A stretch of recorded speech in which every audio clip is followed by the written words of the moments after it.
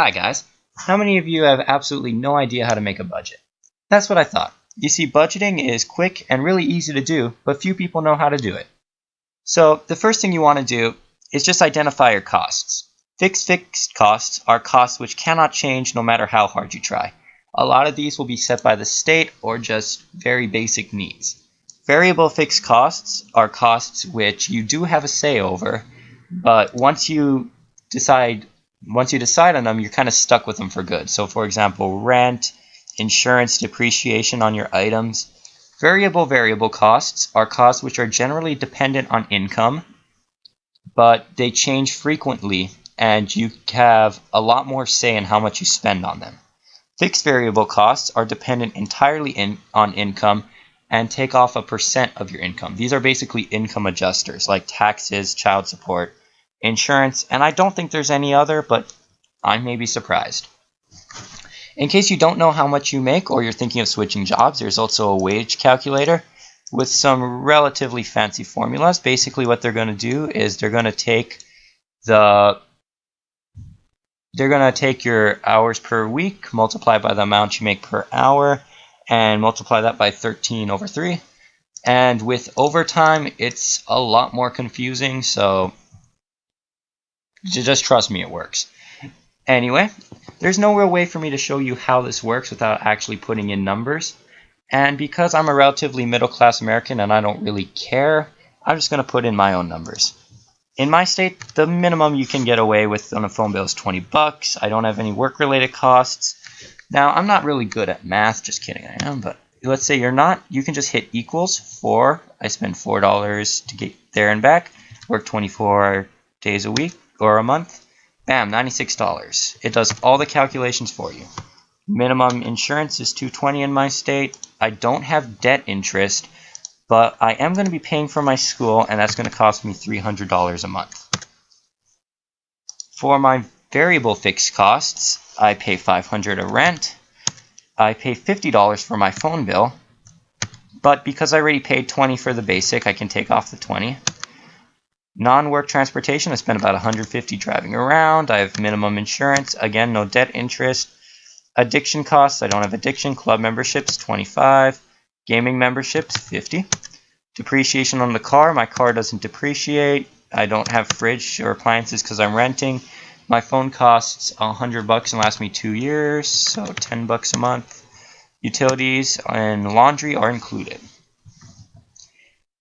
Now, if you notice, debt interest shows up twice, as does gaming memberships. This is because they can fall into either category. Once you decide which category you want to put them in, I don't want to mess with my gaming memberships, so that's why I stuck them into the cost that doesn't move. You just put a 0 in for the next one. So again, average breakfast, I spend about $1.50 a day, and I eat 30 days a week. $4 for lunch, and $6 for dinner. Again, if you don't put an equal sign, that's what happens. It doesn't do the math for you. You can just come in and type in a little 0. Drinking budget, I don't drink. Leisure budget is going to be $1.50. Drinking budget is basically party budget, party and drinking. I don't have an expensive hobby. I spend about $50 a month in furniture. Again, I already paid for the gaming membership. Entertainment's about $200, and all others are basically 0. I'm just going to put $100 just to be safe. Fixed variable costs, I pay 21% interest. So I need to put a 0.21 for the math. Just otherwise it's not going to work out very well. Now I make $7.75 an hour and work 48 hours a week. So it's going to be 17.46. This is the only one that won't automatically transfer because I cannot have both of these go into here and not be able to, calculate without overtime. So for example, if I want to figure out how much it wouldn't be with overtime, it would be this and this. There's no way for me to make this take the greater, so I'm just going to put here 1746. And my other source of income, which is at work, I make $90, at least 90 times 20. Forgot the equal sign. 24. So there's my total income. Now, after saving up for school, I want to be able to I want to have $1,000 going into my rainy day fund. So I'm incoming $839, and I'm taking $1,000, which leaves me at a deficit. So I have to figure out how I'm going to make up that $160. I can't touch any of this, remember? So I can look in here, and I can say rent. I don't want to touch non-work. I don't want to touch any of this. What if I reduce my leisure budget by $50? So I'm going to change it to $100. Okay, I really don't want to cheap out on dinner and lunch, so I'm going to leave those.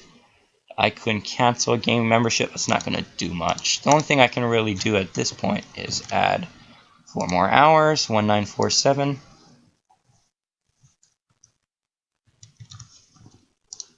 Oh, and there I am in the green. And I'm just barely green enough to go back to my normal leisure budget. So, what did I learn?